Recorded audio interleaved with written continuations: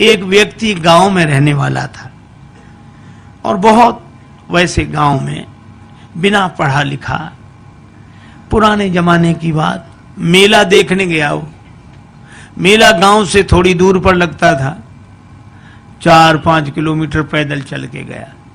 अब मेले में उसने तरह तरह की चीजें देखी। मेला पहली बार देखा था, बड़ा खुश हो रहा था। गांव का रहने वाला आदमी इतनी देर में घूमते हुए गया तो एक जगह उसने एक शीशा देखा, दर्पण, ऐसा आदमकद शीशा जो उसने देखा तो शीशे में उसने स्वयं को देखा। अब वो ये नहीं समझ पावे कि हम ही हैं। और शीशे में जैसे ही इसने देखा तो ये मुस्कुराया और हाथ जोड़ के बोला, भैया राम राम। तो उधर से भी मुस्कुराहट दिखी, भैया राम राम। इसने कहा, वाह वाह, बड़े अच्छे भाई साहब हैं, पहली बार मिलने में भी इतने प्रेम से। अब ये कहे, और भैया सब ठीक है? तो वो भी ऐसे कहे। बस दुकानदार से बोला, ये भाई साहब कितने के दिए? दुकानदार ने सोचा चाहे कोई दर्पण समझ के ले, चाहे भाई साहब, हमें तो पैसे से मतलब। बोले 2 रुपए के। तो मेले के लिए जितना खर्चा लाया था उसने 2 रुपए उसी को दे दिए और दर्पण हाथ में लिया। अब भाई साहब को बार बार देखे, बड़ा खुश हो।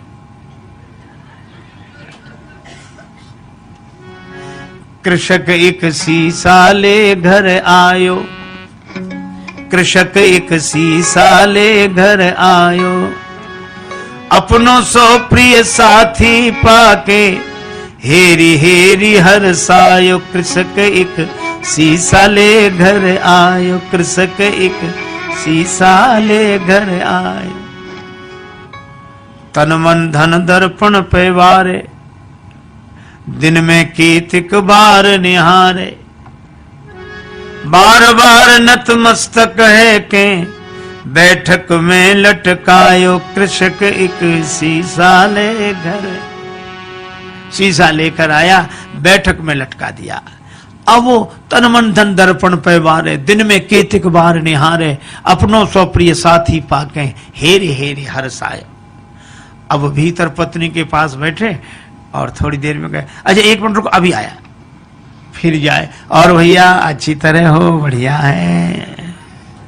फिर लौट कर आ जाए और मन में सोचे, बड़े अच्छे भाई साहब है, ना खाते हैं ना पीते हैं और हमेशा मुस्कुराते रहते हैं, प्रसन्न रहते हैं, बहुत अच्छे हैं भैया, वाह वाह। फिर जाए और फिर आ जाए। अब दिन में 2-3 बार ऐसे ही करे तो पत्नी को लगा कि पहले तो ये कभी ऐसे जाते नहीं थे, ये जाते कहां हैं? ठीक है, ये जब बाजार जाएंगे तब मैं देखूंगी। वो गए कहीं बाहर घूमने, पत्नी गई देखने कि देखूं तो क्या ये बैठक में क्या है जो बार बार। अब पत्नी गई तो वहां तो शीशा था और शीशे में जो पत्नी ने देखा तो उसे अपनी शक्ल दिखी। पत्नी बड़ी नाराज, अब मैं समझ गई, इसी की वजह से आता है। अब इसने मुक्का ताना, दांत कट गए, चू चू, तो उधर से भी मुक्का ताना, दांत कट गए। बस संभ्रम चली आई घरवारी, सन्मुख सुंदर नारी निहारी। आए गई है सौत हमारी, क्रोध हृदय में छायो। कृषक एक शीशा ले घर आए।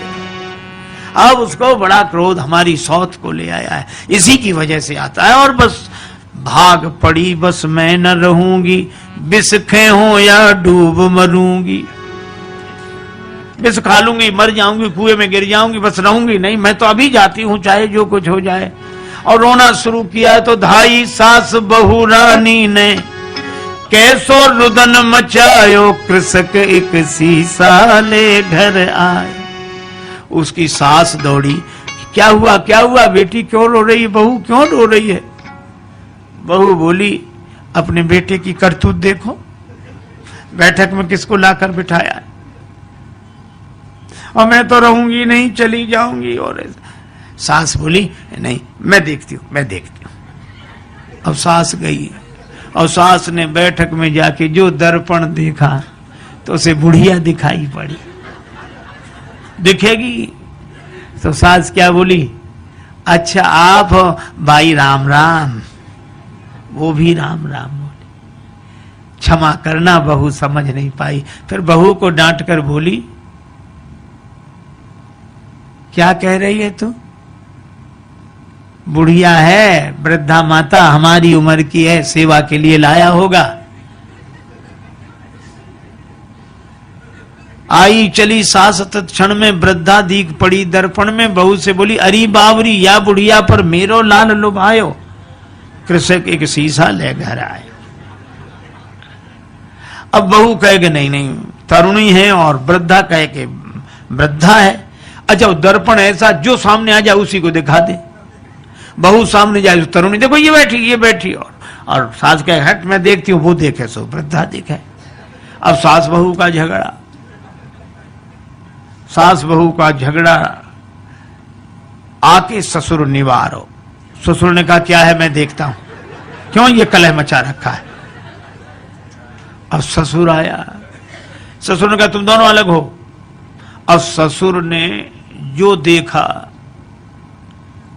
दर्पण तो उसे बूढ़ा आदमी दिखाई पड़ा। तो ससुर बोला, अरे भैया राम राम, आप हो, माफ करना ये समझती नहीं है।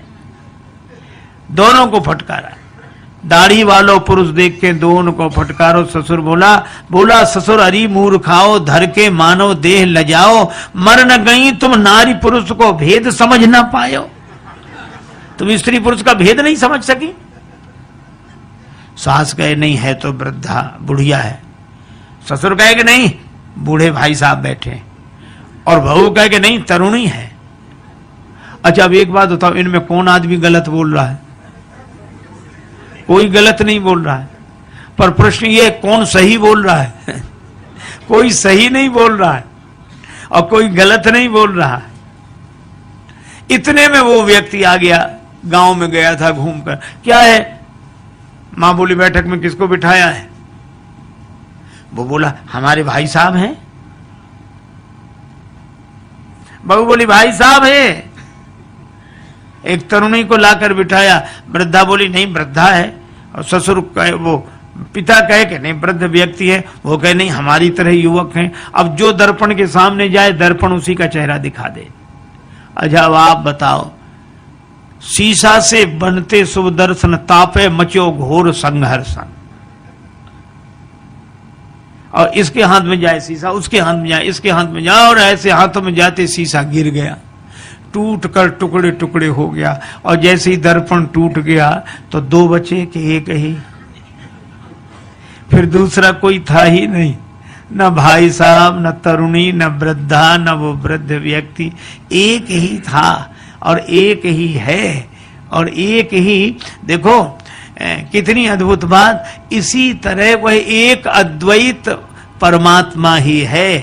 प्रेम में वह अनन्यता में एक होकर रहता है, ज्ञान में वह अद्वैत में एक होकर रहता है। ये तो माया के दर्पण के कारण द्वैत की अनुभूति हमें होती है, और हम अपने ही उस चेहरे को एक में दो देख लेते हैं, भाई साहब और ये और वो, सब सारा संसार बन जाता है। लेकिन एक आदमी की अंगूठी खो गई, बड़ा परेशान। एक महात्मा मिले, महाराज मेरी अंगूठी खो गई, आप तो सर्वज्ञ हैं, सब जानते हैं, तो बताएं मेरी अंगूठी कहाँ है, बड़ी कृपा होगी। महात्मा बोले मैं बता दूंगा। तो बताओ महाराज कहाँ रह गई?